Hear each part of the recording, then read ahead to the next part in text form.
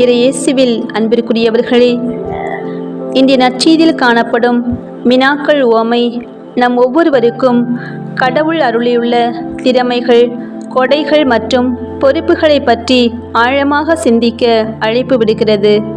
இயேசு எருசலேமுக்கு அருகில் இருந்தபோது இறையாட்சி உடனடியாக தோன்றப்போகிறது என்று மக்கள் நினைத்தார்கள். அதனால்தான் இந்த உவமையை சொன்னார். ஒருவர் அரச உரிமை பெற்று திரும்பி வர வெகு தூரம் செல்கிறார். அவர் திரும்பி வரும் வரை அவருடைய பணியாளர் ஒவ்வொருவருக்கும் ஒரு குறிப்பிட்ட தொகையை கொடுத்து அதை கொண்டு வியாபாரம் செய்யும்படி பணிக்கிறார். தலைவர் திரும்பி வந்தபோது அவருடைய பணியாளர்களை கூப்பிட்டு அவர் கொடுத்திருந்த நாணயத்தை வைத்து எவ்வளவு லாபம் ஈட்டினார்கள் என்று கேட்டார்.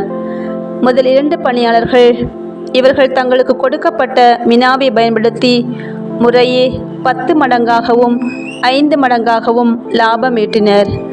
தலைவர் அவர்களை பாராட்டினார். கடவுள் நமக்கு கொடுத்திருக்கும் ஒவ்வொரு விஷயத்திலும் நாம் விசுவாசத்துடனும் சுறுசுறுப்புடனும் இருக்க வேண்டும். நம்முடைய திறமையோ, நேரமோ, செல்வமோ அல்லது வாய்ப்புகளோ எதுவாக இருந்தாலும் அதை பயன்படுத்தி நாம் கடவுளுக்காக உழைக்க வேண்டும். 3வது பணியாள் பயத்தின் காரணமாக தனக்கு கொடுக்கப்பட்ட நாணயத்தை ஒரு துணியில் பத்திரமாக வைத்திருந்தான். அவன் எந்த லாபமும் ஈட்டவில்லை. பயத்தின் காரணமாகவோ, சோம்பலின் காரணமாகவோ அல்லது எல்லாம் கடவுள் பார்த்து கொள்வார் என்று தவறாக நினைத்தோ நம்முடைய திறமைகளை பயன்படுத்தாமல் இருந்தால் அது கடவுளுக்கு உகந்ததல்ல.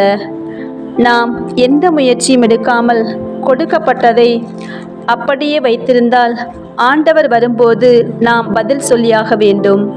பயத்தின் அடிப்படையில் அல்ல, அன்பின் அடிப்படையில் நாம் செயல்பட வேண்டும்.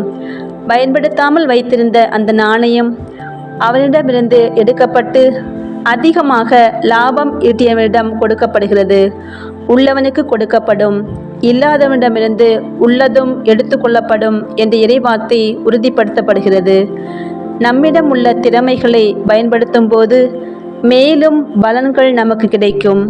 ஆனால் அதை பயன்படுத்தாமல் சோம்பலாக இருந்தால் நமக்கு கொடுக்கப்பட்டதும் இழக்க நேரிடும். ஆகவே நம்முடைய அன்றாட வாழ்வில் நம்முடைய நேரம், பணம், திறமை, ஆரோக்கியம் போன்ற அனைத்து மினாக்களையும் நாம் கடவுளுக்காக பயன்படுத்தி இந்த உலகத்தில் அவருடைய அன்பையும் நீதியையும் பிரதிபலிப்போம். இறைவன் என்றென்றும் வாழ்த்த பெறுவாராக.